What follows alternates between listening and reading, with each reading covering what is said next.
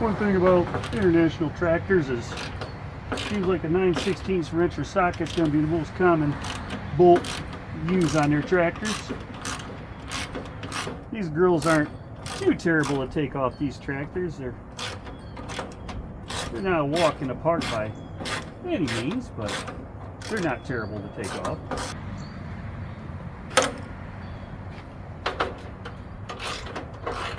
Yeah, I did some more testing on that voltage regulator on this, and I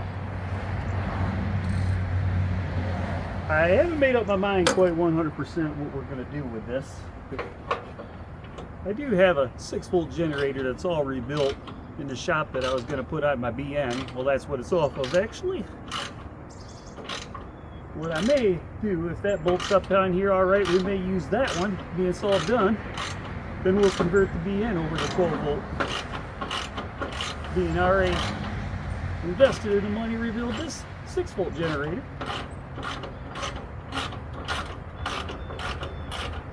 Got to take this piece off right here so I can slide that forward.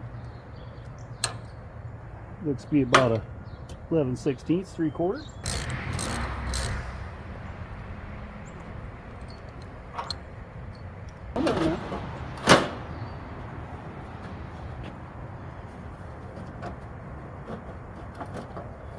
This is probably the worst part about taking this grill off these H's. This one, I mean, it's not a walk in the park. If you're not careful, you can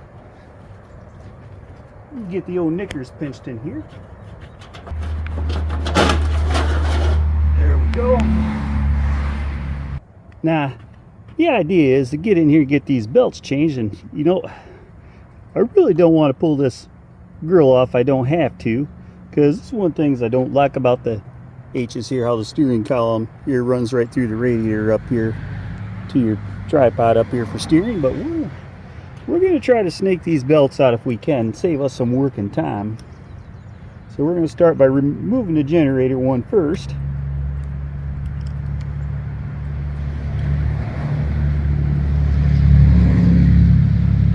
You notice, here we go again. I got my 4-inch crescent wrench. Those been following the channel, you all notice I use this tool a lot. Like I said before, I keep this in my back pocket, never knowing I'm going to need it. Alrighty, now loosen these 2 bolts up right here in this one and get this slid off there. Generator came off there pretty easy. Now just gotta figure if I can come up with a plan how to get these belts off here. Now, see, putting these belts on the H's here, in my opinion, they're kind of a pain in the butt. In order to get this gen belt off, you got to get it past this one. So this belt is not too terrible on the front from your crank to water pump, but you know, might as well change it while you're right there, since you got to loosen it. So you got to spin this fellow over here. I'm probably going to do this off camera here, because I'm not going to be able to really hold the camera here and do that at the same time. So I'm going to have to get this loose and get this spinning. So getting this open up. So, well, we're going to go ahead and give this a whirl and probably have a heavy discussion about this and get her apart. Yeah, this set screw that was in here was stuck in there, and the slot for the screwdriver wasn't that great. So what I ended up doing to get this out of here was I had to take and double nut this fella. You'll turn this thing out of here like so. So this is not one of the more fun jobs to do on these. Yeah, this is what I'm talking about. It's once you get that bolt out, it's just a matter of smacking this collar around here so you can get that belt opened up. Get that opened up as much as possible. I'll show you this too good, because I can't get my camera in here and my hands in the way. So, but you get the gist of it. Maybe you can see this thing turning where I'm opening that belt up on there.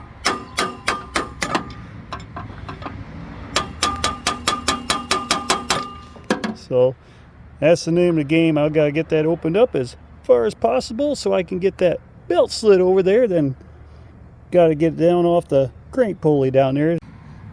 See now, I got that loose. You can see now, see how that pulley turns freely now in there. Now the tension's off that belt.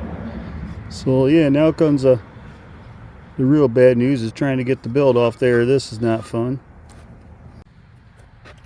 Now is what you got to do, is you basically act like you got 6 arms and try to roll this belt off that bottom pulley. This is I'm doing.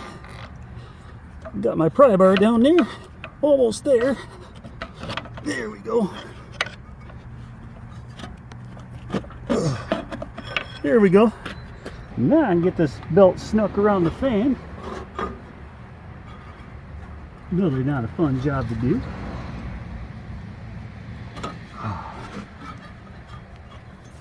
You got to kind of slip it over at the top.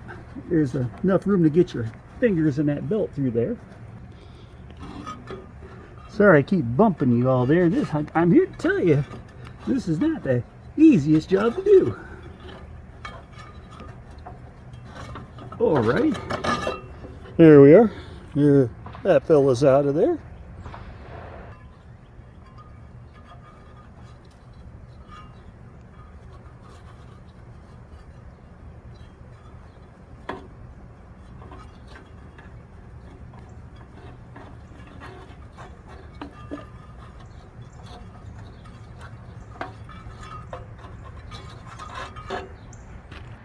There we are.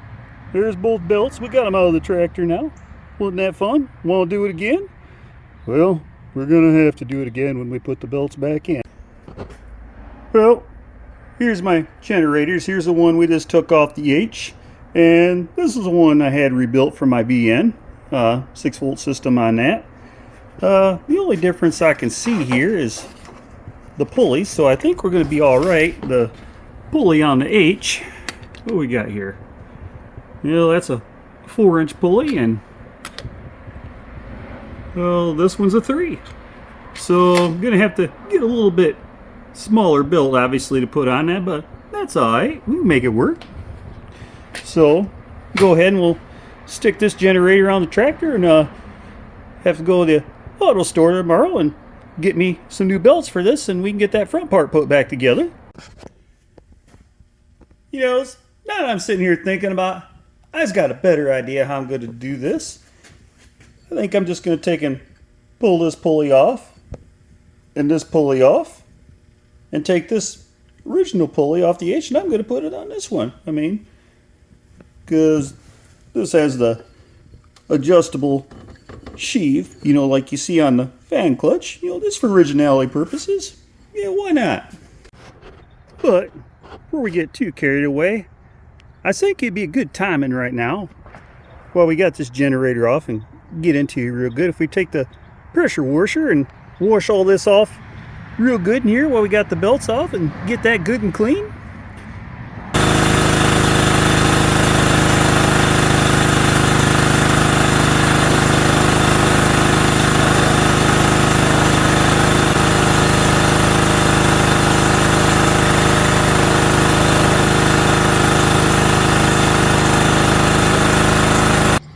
Well, I ended up getting those belts ordered. I had to go through Steiner Tractor to get the new belts for this thing. Local farm store didn't have any belts that would work on this H. So, well, next step what we're going to do here is I got some new international gauges here. I'm going to go through and take these out and get these replaced while we're here. And so we're going to go ahead and proceed and do that. I'm going to start with the oil gauge here first.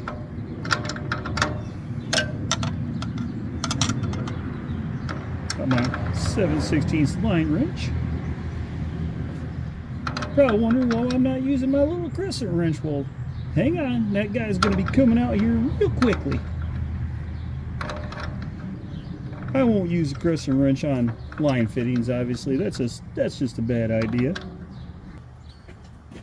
I was kind of getting a kick out at the house here. You know, back in the day, I used to be in hot rods and have fast cars, and well, I'm just not in that stuff anymore. Don't get me wrong, I still got some classic cars that I get out and play with, and you know, a couple of them they will go, but I just don't drive them like that anymore.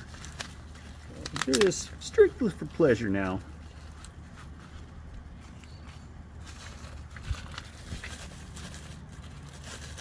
Now, I'd much rather just tinker around and work on my tractors and do stuff like this anymore.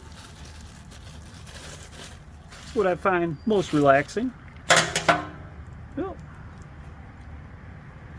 here's a new IH oil gauge there. She's pretty snazzy. What's cool about this guy is it's even got a light in it. So have to see about hooking that up. Well, I see something's kind of a bummer right now. I really wasn't wanting to do that.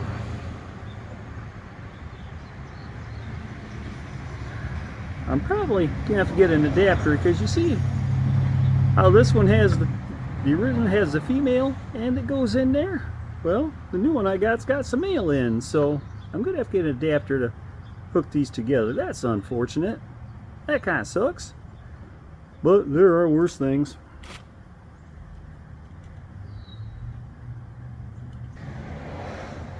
Actually, it might not just be that simple as that, because that compression fitting, it's got a tapered end that goes back there.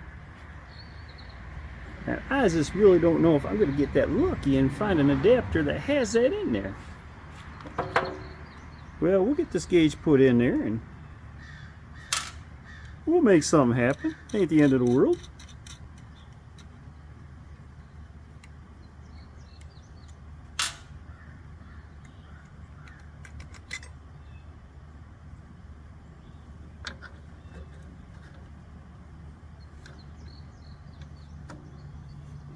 Kind of frustrating in a way with the aftermarket stuff they got. These old tractors out there, I just don't understand why they can't make some exactly the way they were.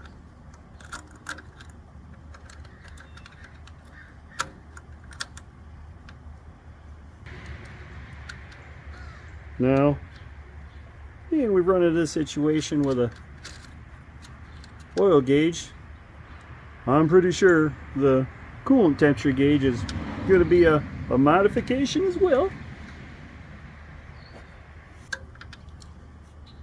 See, on the original gauges, they had 3/8 nuts that were holding the backing plate on to hold the gauge in place, and now these new ones here, they got a 5/16 nut that holds it on.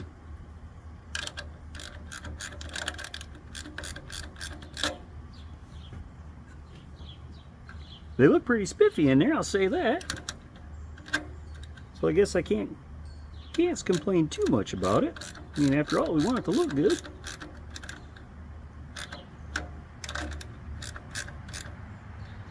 Alright, well, now I'm going to have to get a bucket to catch some of this antifreeze that's going to come out when I pull this gauge out. Here, we're going to see if I can be quick and jack and get the pan up here quick enough so I just don't have too much of a mess here. And she's starting to drip a little bit, so I better get ready here. See how good I am at catching this.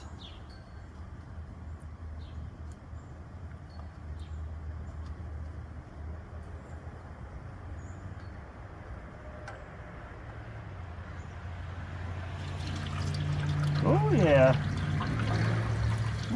We can do this, no problem. Hopefully my pan's going to be big enough.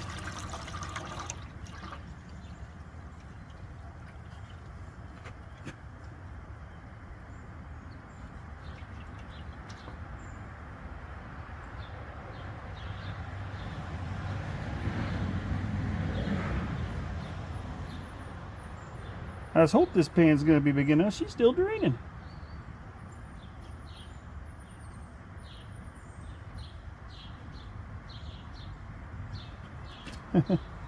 Yep, dadgummit, I'm gonna have to get me another drain pan.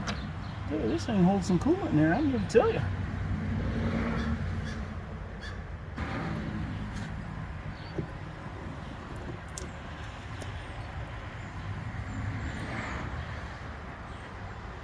Alrighty, well, 14 minutes, 31 seconds later, let's continue on and take our temperature gauge out of here. Get the new one in. We'll see what that one looks like in here. What's I got to change to make that one work?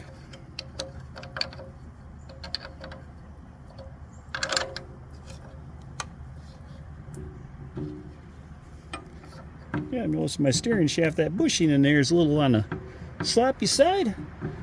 Might have to come back and address that at another time though.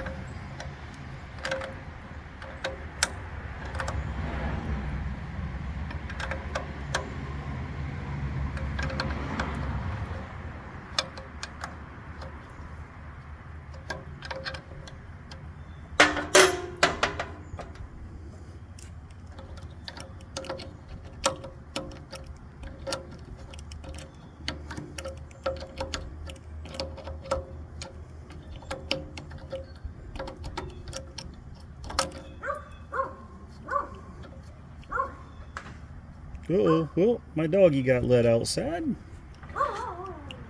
He's out there telling me off. You're supposed to be coming in here and spending time with me. Not playing around with that tractor.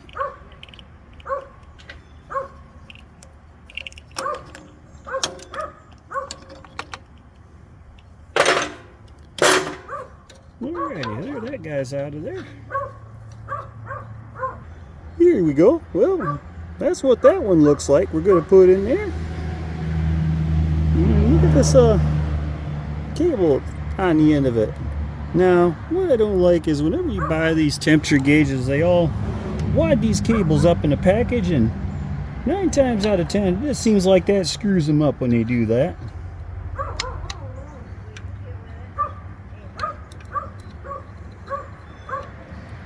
Yeah, my dog out there, she's not real happy with me right now. She's out there calling me all sorts of names right now.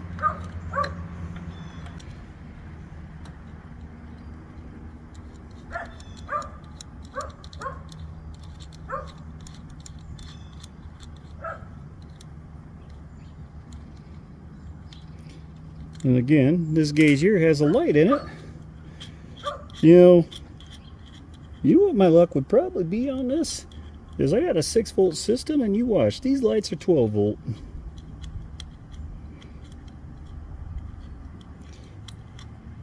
Because they probably thinking, by now most people have converted these old tractors to 12 volt. Well, not just yet.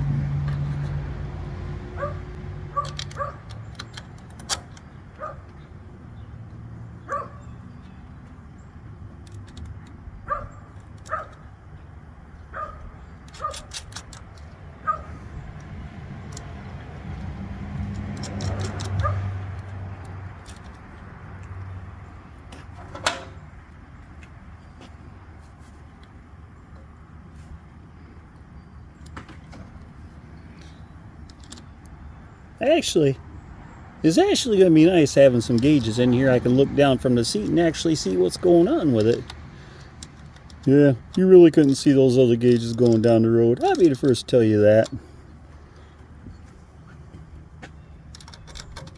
You know, when it comes to these old tractors and I'm running down the road, and especially I'm in tractor pulls, I want to see exactly what my tractor's doing.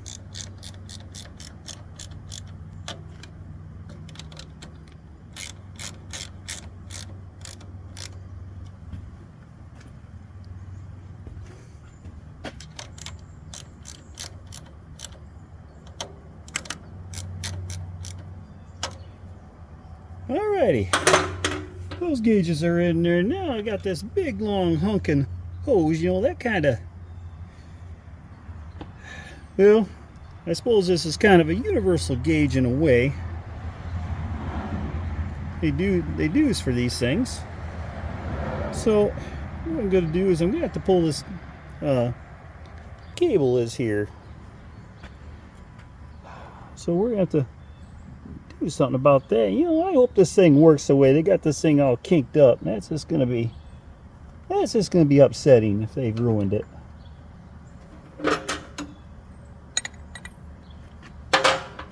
Alrighty. Let's see if my crescent wrench will get on there. Hey, how about that?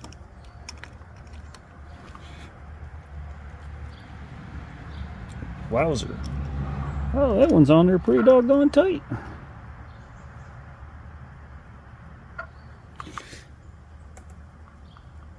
Oh, wow. Well, I guess I'm gonna have to go get something a little more heavy duty to get that loose. Yeah, we'll try this long 3/8 ratchet if I can make something happen with this. Man, that thing is really in there tight. Ugh. There we go. Woo! That's tight.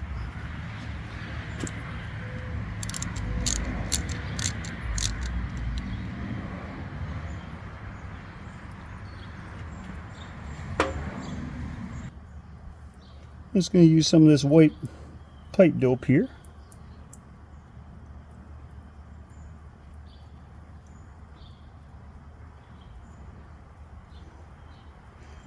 Stuff works good, but let's tell you what, it sure does make a mess, so that's the only thing I don't like about it.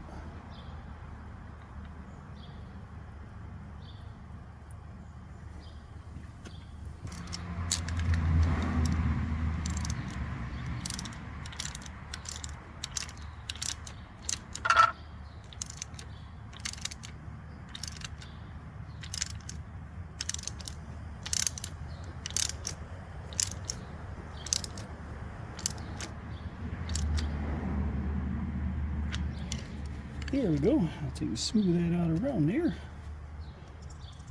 It looks a little bit more cleaner than that.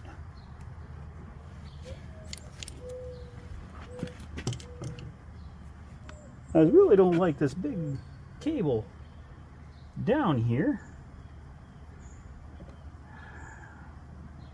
I don't know how well that's going to work if I took in a zip tie and kind of tied it up so it's together. I really don't like that approach, but I'm not really having too many options with this right now.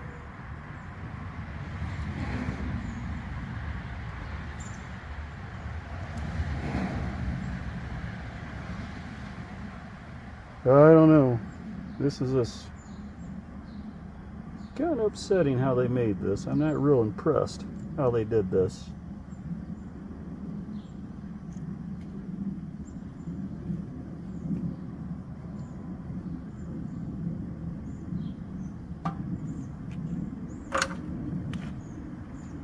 I was going to be honest with you, I'll be really surprised if this temperature gauge works.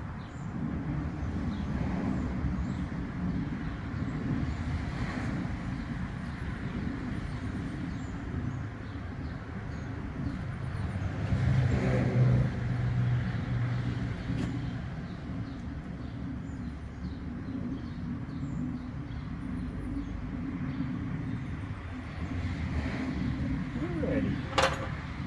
Tighten this guy up.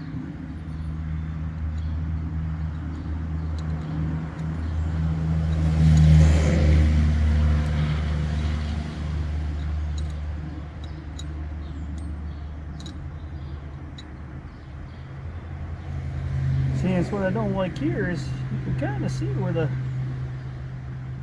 wire goes in there. I don't know. Well, there'll be only one way to find out if this works or not. Alright.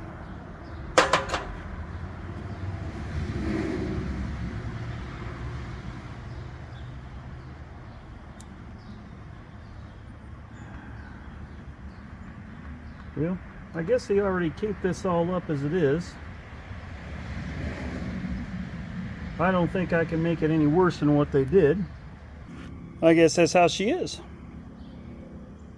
We'll hope for the best it works.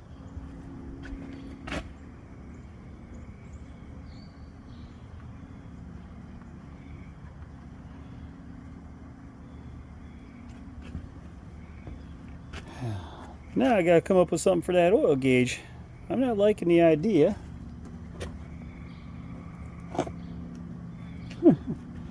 You wanna know something? Those doggone dirty son of a guns, they didn't even give me an oil line for that gauge. And the ones I got on this tractor, they don't work. So, you know what that means? That means I'm gonna have to get a copper oil line to put on this thing to make it work. So, my total evaluation is this gauge kit for this tractor I got. It is an aftermarket. Well, I ain't really that impressed with it. So, that oil line runs right down there. So I've got to get a whole different line to come up here to that gauge. Yeah.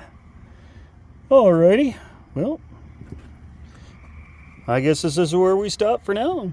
Come back after I get an oil line. Well, this is what I came up with for my oil line here. I just ended up going on to the world's second largest river in the world and got me this steel braided oil line put on here. I thought it looked kind of snazzy on there, and tractor starts up, does have good oil pressure on it. I'm not all for sure on this temperature gauge yet. It does move a little bit, but you know, a lot of these internationals, they don't run hot anyway. So now I'm just changing the oil on here, getting the filter off of it, and I'm using the Fram C135. Now, I honestly don't understand why everybody goes hating on Fram so much. You know, Fram's been in business for years, and I've been using them since I got my driver's license, and I've never had an issue with them. So I just don't understand what the big hype is about them. I guess part of it, in a way, I feel if they were such a terrible product, I think they would be out of business for taking off the shelves. You know, that's just my honest opinion on it. But yeah, you're changing oil. You want to make sure you take a rag and wipe all this gunk out of here, because you know, holes these engines are, it's only inevitable they're gonna build up some sludge over time in them. Because, well, back in the 40s when they come out, you know, they didn't have the detergent oils they do today, so that's part of the issue.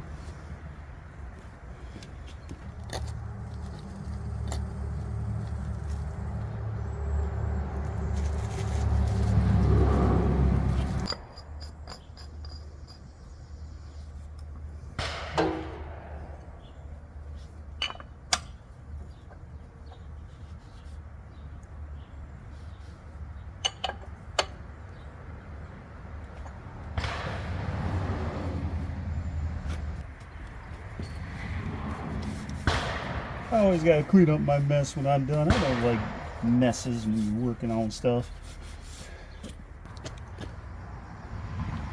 Alright, now the oil I use in my tractor, I've been using this for years. I use the Shell Rotella.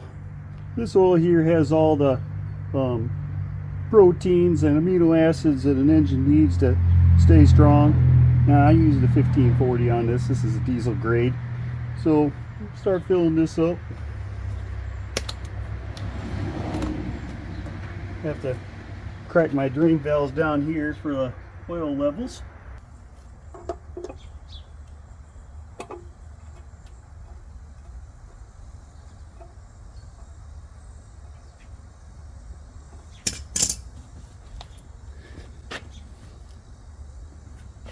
Hopefully those drain valves down below aren't plugged with sludge.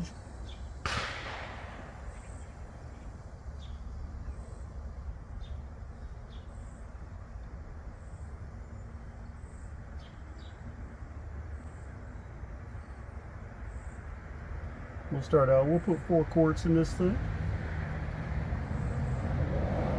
Or 1 gallon, whatever you prefer.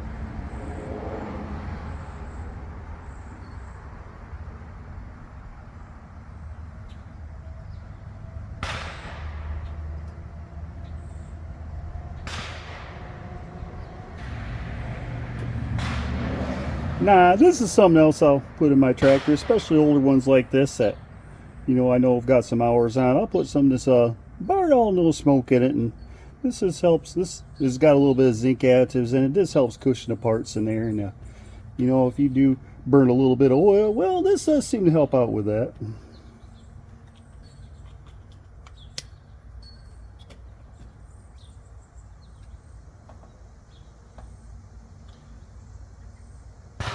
Now, I tell you, you first put this stuff in here. This stuff is, you know, it's thick as molasses, but once it gets some heat to it and mixed in with the engine oil, well, she works out real well.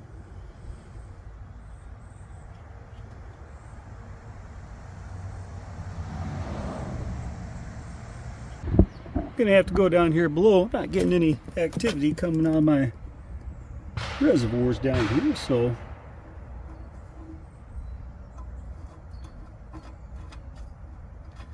Sometimes you gotta back them in and out a little bit just in case there's something stuck in there. Now, if you ever gotta clean these out, such as don't use carburetor cleaner or brake cleaner, that's just not a smart idea.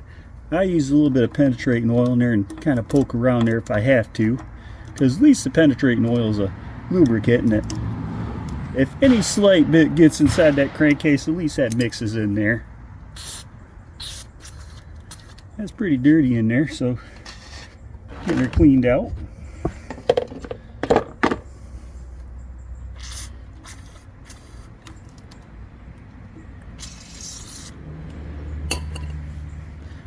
Just keep working it in and out of there.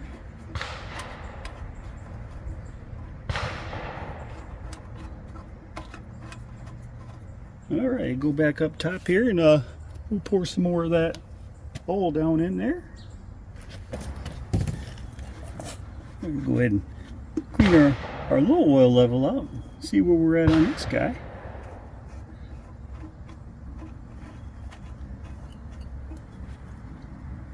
There we go. Yeah, we're starting to get some oil. Starting to get a little drippage coming out of there, so we're getting up there.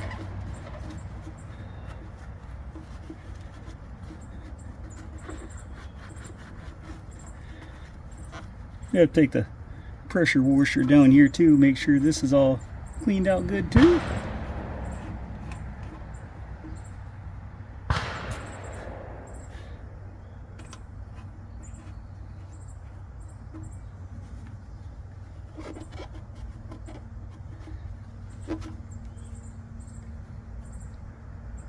There we go. Now we're starting to get a drip out of that.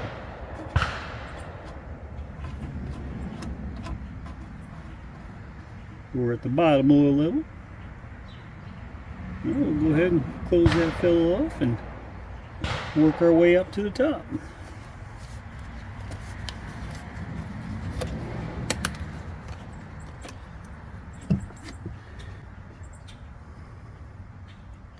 Tell you, on these old tractors here, International, they couldn't have made it any simpler to check their oil away.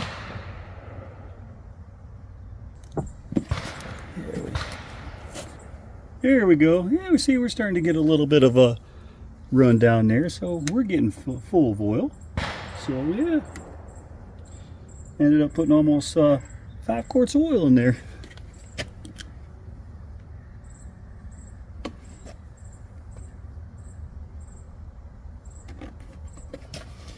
Alright, close this thing up and we're done there.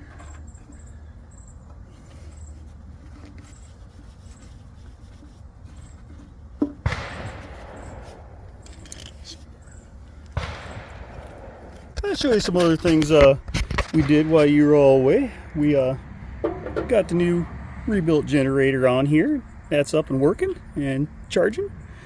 Got the new belts put on here, and that's all taken care of. And I tell you what, that actually wasn't too bad of a job to do, if I honestly could say. My oil cap back on there. And as well, we went and replaced the lower radiator hoses on here. Couple new hoses, because these were the ones that were on it, and I just was not liking the shape they were in, so we took care of that problem while we were here. Well, that's it for the oil. Well, I guess now what we do is go through and put the grill back on it, start closing things up and tying up, and fire this thing up and take her for a little drive.